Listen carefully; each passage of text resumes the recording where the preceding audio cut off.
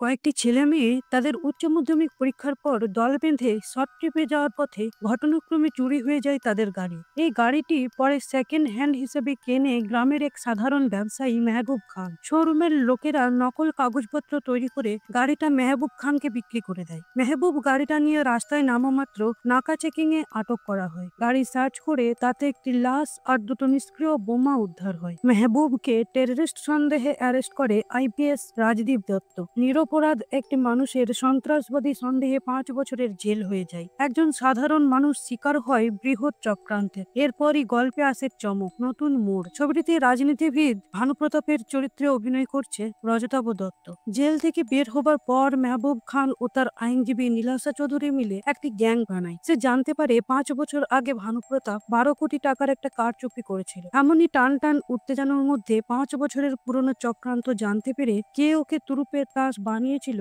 তাদের খুঁজে বের করে মেহবুব খান। কিন্তু শেষ পর্যন্ত কি ঘটবে? মেহবুব কি বদলে নিতে পারবে? জানতে হলে সম্পূর্ণ ভিডিওটি দেখে নিতে হবে। গল্পের প্রতিটি পরতে রয়েছে দারুণ টুইস্ট যা আপনাদের মাথা ঘুরিয়ে দেবে। ভিডিও ভালো লেগে থাকলে অবশ্যই লাইক, কমেন্ট এবং সাবস্ক্রাইব করার অনুরোধ রইল। আর এরকমই থ্রিলার মুভি বা সিরিজের এক্সপ্লেনেশন ভিডিও পেতে গেলে অবশ্যই আই বাটনটি চেক করে নিতে পারেন। তাহলে চলুন আর দেরি না করে শুরু করা যাক। একটা বিলাসবহুল হোটেলে একজন মহিলাকে মৃত অবস্থায় পাওয়া গেছে। সেই হোটেলের সিসিটিভি দেখে জানতে পারা যায় আইপিএস অফিসার রাজদীপের সাথে এই মেয়েটির অবৈধ সম্পর্ক ছিল। মেয়েটির পাসপোর্ট দেখে জানা যাচ্ছে মেয়েটি পাকিস্তানের। রাজদীপকে জিজ্ঞেস করলে ও বলল মেয়েটি ওদের বাড়ির কুক ছিল। মেয়েটির নাম রিঙ্কি পাল। রাজদীপ বলল ও কিছুই করেনি। এরপরও রাজদীপকে সাসপেন্ড করা হলো। এরপর আমরা একজন মুখোশ পরা লোককে দেখতে পেলাম। লোকটি কাউকে একটা লোকেশন পাঠিয়ে সেখানে আসতে বলল। আর সেদিনই এমএলএ ভানুপ্রতাপের ভাইকে একটা বার থেকে মৃত উদ্ধার করা হয়। এমএলএ এই কেসের ইনভেস্টিগেশন অফিসারকে বলল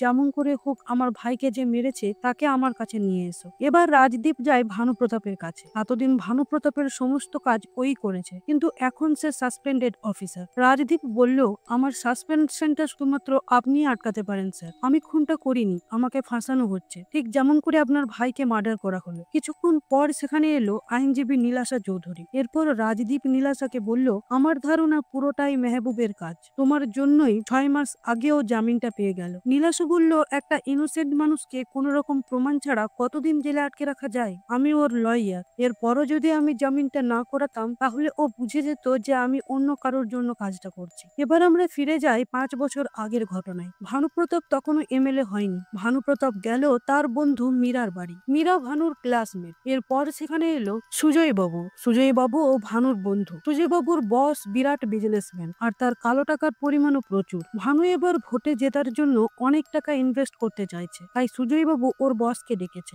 ভানুর ওপর ইনভেস্ট করার জন্য। ভানু এবার ভোটে জিতে এলে ওর বসের বিজনেসে আরো হেল্প হবে। সুজয় বাবুর বস নিটন জোয়ারদার এসে বলল ভানু তো বারবার ভোটে হারছে, তাহলে আমি একটা হেরো ঘোড়ায় টাকা লাগাবো কেন? ওর পিছনে টাকা না লাগিয়ে আমি তো ভোটে দাঁড়াতে পারি। এক কথা দু কথায় ভানুর সাথে নিটন জমাদ্দারের তর্কাতর্কি হাতাহাতির লেভেলে পৌঁছে গেল। নিটন জমাদ্দার রেগে পালালো সেখান থেকে। সুজয় বাবুকে বলে গেল তুমি ভালো মানুষ, আমি তোমায় দুবাইয়ের প্রজেক্টে পাঠাবো, তাহলে তোমার সংসারে অনেক হেল্প হবে। ওদিকে 4 বন্ধু অয়ন, অনন্যা, মৈনাক আর তিয়ারার এই উচ্চ মাধ্যমিক পরীক্ষা শেষ হয়েছে। ওরা এখন বেশ এনজয় মত্ত। মৈনাক তিয়ারাকে প্রপোজ করার জন্য অয়নের নিউ ব্র্যান্ড কারটা একবার চাইলো। অয়ন হচ্ছে সুজয় বাবুর ছেলে। রাতের ফাঁকা রাস্তায় তিয়ারাকে নিয়ে গিয়ে ও রাস্তায় গাড়ি পার্ক করে একটু হেঁটে এগিয়ে গেল। তারপর মৈনাক তিয়ারাকে প্রপোজ করলো এবং তিয়ারাও সেটা একসেপ্ট করলো। ওরা বেশ আনন্দেই ছিল, কিন্তু আনন্দটা এক মুহূর্তে মাটি হয়ে গেল যখন ওরা ফিরে এসে দেখলো গাড়িটা নেই। মৈনাক বলল এখানেই তো গাড়িটা পার্ক করেছিলাম, গেল কোথায়? এত বড় গাড়ি চোখের পলকে হাওয়া হয়ে গেল। এখন আমি অয়নকে কি বলবো? মাথা কাজ করছিল না দুজনেরই, তাই ওরা অয়ন আর অনন্যাকে ফোন করে সেখানে ডাকলো। শুনে তো অয়নের মাথায় বাজ পড়লো। মৈনাক বলল ভাই তুই বিশ্বাস কর, আমি এখানেই গাড়িটা রেখেছিলাম। আরো একবার সবাই খুঁজে দেখেও পাওয়া গেল না গাড়িটা। অয়ন ওর বাবাকে মুখ দেখাবে কি করে? তাই অয়ন হাইওয়ে রেলিং থেকে ঝাঁপ দিল। অন্যদিকে মেহবুব একটা সেকেন্ড হ্যান্ড গাড়ি কিনতে এসেছে কলকাতায়। সেকেন্ড হ্যান্ড গাড়ির ডিলার সেই অয়নের গাড়িটাই মেহবুবকে বিক্রি করে দিল। গাড়ি নিয়ে ফেরার পথে চেকপোস্টে মেহবুবের গাড়ি ধরা পড়লো। পুলিশ দেখলো গাড়ির কাগজপত্র ঠিক নেই। গাড়ির ডিকি খুলে পুলিশ সেখানে একটা মৃতদেহ আর দুটো নিষ্ক্রিয় বোমা দেখতে পেল। নিরপরাধ মেহবুবকে পুলিশ গ্রেপ্তার করলো সন্ত্রাসবাদী সন্দেহে। সেখানে ছিল আইপিএস অফিসার রাজদীপ দত্ত। 5 বছরের জেল হয়ে গেল মেহবুব খানের। তার কেস লড়ছিল অ্যাডভোকেট নীলাশা চৌধুরী। দোষী প্রমাণিত না হওয়ায় 5 বছরের 6 মাস আগেই মেহবুব জেল থেকে ছাড়া পেয়ে যায়। অন্যদিকে মৈনাককেও জেলে রাখা হয়েছে গাড়ি চুরির অপরাধে। তাই জেল থেকে ছাড়া পাওয়ার পর প্রথমেই ভানু প্রতাপের ভাইকে মেরে ফেলল মেহবুব খান। তারপর তার উকিল নীলাশাকে বলল মৈনাককে জেল থেকে যে করেই হোক বের করে আনতে হবে, তাহলে ও মৈনাককেও খুন করতে পারবে। কিন্তু নীলাশা বলল ও তোমার মতোই টুরুপের তাস, তাও তুমি যখন বলছো আমি মৈনাককে জেলের বাইরে বের করব। কারণ নীলাশা চৌধুরী দুদিকেই খেলে। এই নীলাশাও ভানু প্রতাপের ক্লাসমেট। ও ভানু আর রাজদীপের কাছ থেকেও টাকা খায়, আবার মেহবুবের কাছ থেকেও টাকা খায়। মেহবুব ওর কাজ করে দেওয়ার জন্য নীলাশাকে তার বাড়ির দলিলটাও দিয়ে দিয়েছে। ওদিকে মেহবুব তার গ্রামের জমি, বাড়ি, গ্যারাজ সবকিছু বিক্রি করে দিয়েছে টাকার জন্য। আসল অপরাধীদের খুঁজে বের করতেই হবে। মেহবুব ওর একটা ভাইয়ের কাছে গেল যার কাছ থেকে ও 1.5 লাখ টাকা পেত। ওর বাড়ি গিয়ে দেখলো লোকটা নিজের বউকে বের করে দিয়ে একজন প্রস্টিটিউটকে বাড়িতে এনে রেখে আর বাড়িতে বসেই রোজগার করছে। মেয়েটাকে দেখে মেহবুব বলল এই মেয়েটাকে আমার লাগবে, আমি একজনের বাড়ি কাজ করতে পাঠাবো ওকে। ওদিকে নীলাশা গেল একজন মুখোশ পরা লোকের কাছে যার নাম বাবু ভাই। লোকটা সামনাসামনি নয়, অনলাইনে কথা বলে। এই লোকটাই মেহবুবের জামিন করিয়েছিল।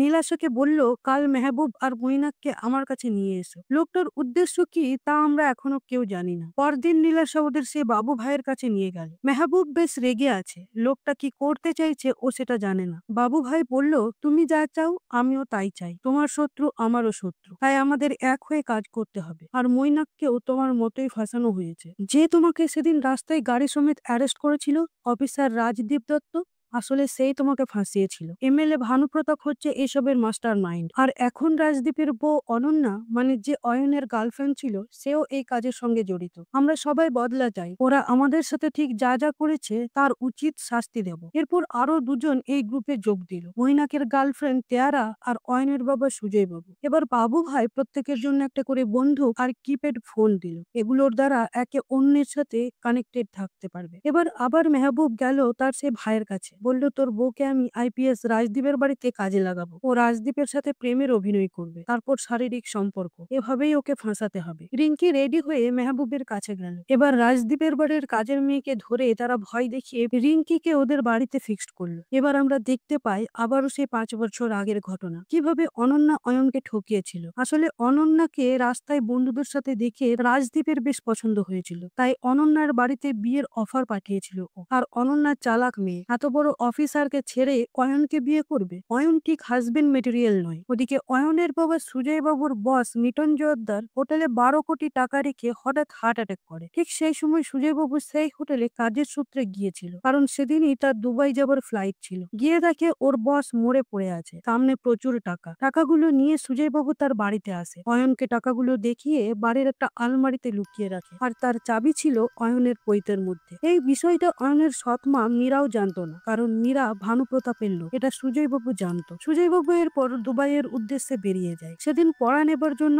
অনন্যা অয়নের বাড়িতে যায়। অয়ন ওর পৈতে খুলে বাথরুমে গেলে অনন্যা সে চাবিটা দেখতে পায়, আর আলমারি খুলে এত টাকা দেখে তৎক্ষণাৎ সেখান থেকে চলে যায়। গিয়ে আইপিএস রাজদীপকে সবটা বলে। এরপর রাজদীপ, ভানু, মীরা আর অনন্যা মিলে ওদের প্ল্যান করে ফাঁসায়। প্রথমে গাড়ি চুরি করাই অনন্যা, আর অনন্যাই সেদিন অয়নকে ঠেলে ফেলে দিয়েছিল সেই রেলিং থেকে। এরপর সেখানে সেই রোডে অফিসার রাজদীপ আসে। রাজদীপ তো সবই জানতো, তাই গাড়ি চুরি আর অয়নকে মার্ডারের চার্জ লাগিয়ে মৈনাককে গ্রেপ্তার করে। কিন্তু অয়নের বডি পাওয়া যায় না, তাই একটা লাভারিস বডির ব্যবস্থা করা হয় মৈনাককে ফাঁসানোর জন্য। মৈনাকের গার্লফ্রেন্ড তেয়ারা আর ওর বাবাকে ভয় দেখিয়ে মৈনাকের বিরুদ্ধে কথা বলতে বাধ্য করে, আর সেই চাবি দিয়ে আলমারি খুলে সমস্ত টাকা লুট করে নেয়। এবার ফিরে আসি বর্তমানে। জানলে অবাক হবেন, রাজদীপের বাড়ির কুক ওই রিঙ্কিকে খুন করেছিল আসলে অনন্যাই, কারণ সে রাজদীপ আর রিঙ্কির অবৈধ সম্পর্কের কথা জেনে গিয়েছিল। এছাড়া রিঙ্কি প্রেগনেন্টও হয়ে গিয়েছিল, তাই অনন্যা হোটেলে গিয়ে ওকে মেরে ফেলে এবং সেখানে কিছুক্ষণ পর আসে রাজদীপ। এবার রিঙ্কি মার্ডার কেসের যে অফিসার তদন্ত করছিল তাকে ডেকে পাঠালো ভানুপ্রতাপ। সেখানে রাজদীপও ছিল। অফিসার বলল